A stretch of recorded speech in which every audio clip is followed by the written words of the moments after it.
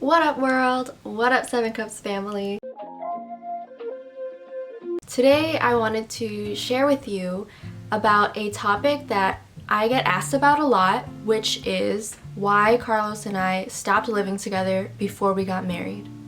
And especially for those of you who might be living with your partner or considering it, and if you're ready and if it's the next step, I just wanted to share about my experience of living together with Carlos before we were married or while we were dating, and specifically the reasons why we decided to move apart from each other, why I decided to move out a year and a half before we actually got married. So the first reason, and the number one reason, was to honor God. It's important to note that Carlos had the idea of not living together or feeling convicted or feeling guilty about living together without being married long before we actually decided upon it. And I think a big reason was my own stubbornness and convenience, obviously, until I actually spoke with leadership from our church, someone who I work closely with in the church. And in talking with her and having a very serious, very important conversation with her, she shared with me that she was once in my position, and she advised me basically to get out of the situation. And this is someone within the church that I highly respect, and like I said, I work closely with in serving. This is someone whose opinion I highly value, and I think the thing that really set it off for me and differentiated the conversation from judging me to I actually care about you and I actually advise you to do this for the betterment of yourself, is that she actually went as far as to offer a room in her own home for me to stay in if that's what it took, if I didn't have anywhere else to go. Because that was one of my concerns is, okay, I'm okay with it, I'm okay with moving out, but I honestly don't know where to go. I don't have a lot of Christian friends who would respect, not having men in the house, not having drugs, alcohol, stuff like that. I didn't know who could potentially be my roommate. I didn't have that many friends yet at that point. And so I kind of was freaking out about where am I gonna go? I don't really know where to go. And she said, I'll talk to my husband. You could even stay at our place. There, I can help you. I can put a post up in our, in the church and see if anyone has an extra room. I'll help you. We'll figure it out. But, you have to make this decision to move out to honor God. It's just not what He wants for you at this point. And so after that, I really started to just let go of the idea of just doing things my way and staying at the apartment, living together, and just going down that route.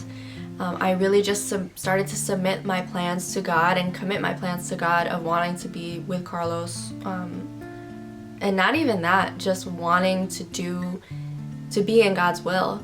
And so one day when I was alone at the house and Carlos was away at work, I just cried out to God. Like, I stood up and just me alone at home, nobody around. I started to pray out loud, and I just started to lift my hands and just surrender to God. And I started to lift my hands and just pray out loud, God, if this is not the man for me, will you let me know? If this is not the man who you have to be my husband, will you take him away? Straight up. It went even beyond, in that prayer, it went even beyond just whether we should live together or not. I totally submitted the whole relationship and really my whole life to God and what His plans were for me. And I just said, God, whatever your will is, I know that your will for my life is going to be better than even what I want for my own life. So I prayed that prayer and left everything in the hands of God. And that very day, like a few hours later, Carlos came home from work and I went to go greet him at the door. And the first thing that he said to me was, I want to marry you. Sometimes you don't get an answer to your prayer until years later, but that day God answered me right away. And He honored the decision that, I just wanted to submit everything to Him. And He gave me confirmation that I'm still going to give you this. I'm still going to give you marriage. I'm still going to give you this relationship. But you you have to keep continuing to do things my way. So at this point, I still didn't really know where I was gonna move out to and live, but I had set my mind on moving out. So the second thing that we learned when we stopped living together was to depend on God and not on each other. A couple days after I prayed that prayer, in that very same week, my grandfather actually called me, which is rare. He doesn't call me too often, you know, but he called to tell me that tensions in the house between him and other family members were getting really difficult. But I knew that there was an extra bedroom in the house that was not being used, like a guest room, and I figured that, you know, knowing all the other family members who were living in the house, I could kind of be a mediator in the situation. So I asked if I could actually move in, and he said yes. So I found a room, and God provided a room within that very same week of making the decision to stop living together. And it just shows how God opens doors when we decide to commit our plans to Him. He really just makes it happen. And so when I moved out and into my family's house, it was just a beautiful season of spending time with my family, really. Being able to serve them, being able to have conversations about their lives, and most importantly, building my relationship with God on an individual level.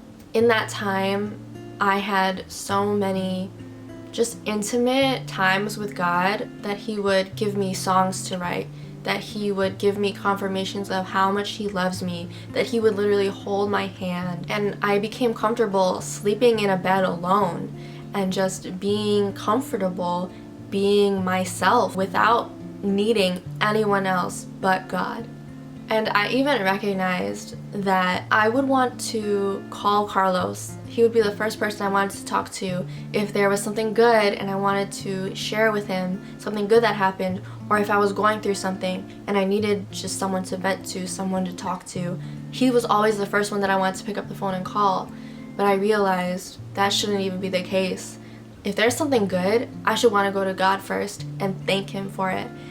And just thank Him for His goodness and His faithfulness. If there's something that I'm going through that I need counsel for, wise counsel for, I need to go to God first. It's not a problem to go to Carlos or to go to a friend or to go to a mentor, you know, if I need advice. But the first person I should be going to if I'm going through any kind of struggle is God, because He's the one who's going to help me for real. And so it was really important for Carlos and I to both have that time before we got married, before we got engaged, to just build a really solid foundation with God individually. Another reason why we wanted to stop living together was honestly to be a good example for those around us. Like, Carlos has a little sister, right?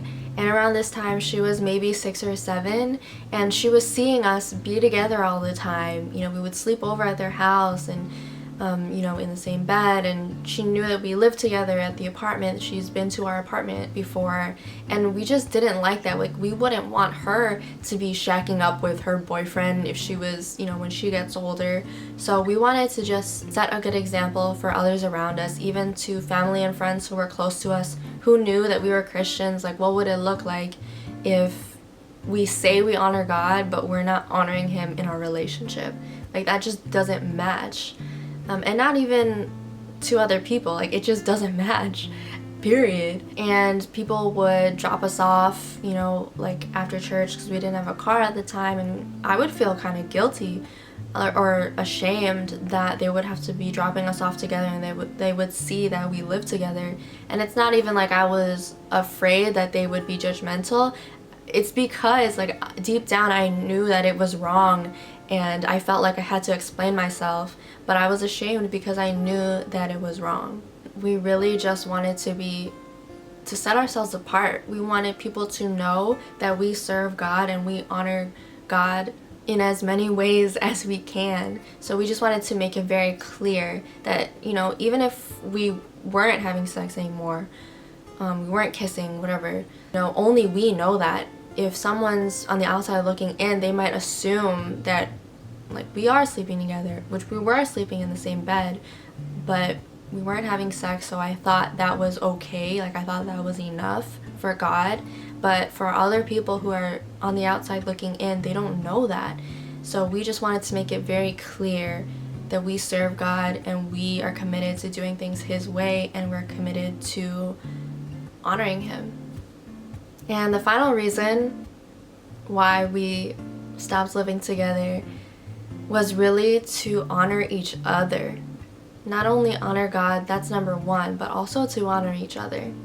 Because we both understood that until we were married, we were single. Even if you're dating someone, you're still single. Even if you're engaged and you've been engaged for years, even if you feel like you're married, like you've been together so long, you're basically married. You're not. If you are not married and you fill out the census, you're gonna check the single box.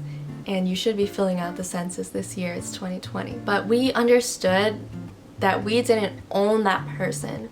We didn't have any obligation to our partner, and they didn't have any obligation to us. Like, I knew that Carlos deserved to have a wife one day, and I didn't want to take any piece of him that his wife should rightly deserve.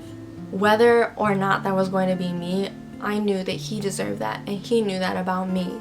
So for that reason, we wanted to create good boundaries, because even though we're dating and we're talking, so obviously we stopped living together, we made a boundary of not sleeping together in the same bed. We even decided that we weren't going to kiss anymore, because we should have our first kiss at our marriage, and we should just create those physical boundaries. So we didn't kiss for like 2 years before we got married. We even stopped seeing each other as much, because, you know, you can probably relate that when you're dating someone, you want to be together, you want to see each other every day, you want to talk on the phone multiple times a day. You know, you can't go that long without seeing them or talking to them. But we even just naturally started seeing each other less. We would see each other at church on, you know, Sundays, and on prayer meetings on Tuesday nights, and we would see each other at premarital counseling, where we actually were able to have deeper conversations and cultivate spiritual intimacy that way. But yeah, we didn't see each other as often, because we understood that we had our own lives to live, we had our own areas to grow in individually. But yeah, those are the things that we were thinking through in the decision to stop living together until we were married. Those are the things that led me to moving out, and it was just such an awesome experience. It was just so healing, and I felt like I was being built up in that time more than I could have even imagined. If you want to know more about this, check out another article that I actually wrote on the blog. It's called The Trap of Cohabitation. I'll link it below.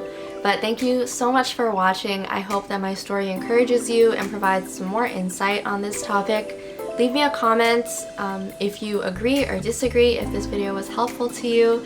Give me a thumbs up. Please share this with anyone you know who might be in this situation, or who just might want to hear a different perspective. Subscribe to my channel for more womanhood and faith videos, and until next time, you are worth a lifetime.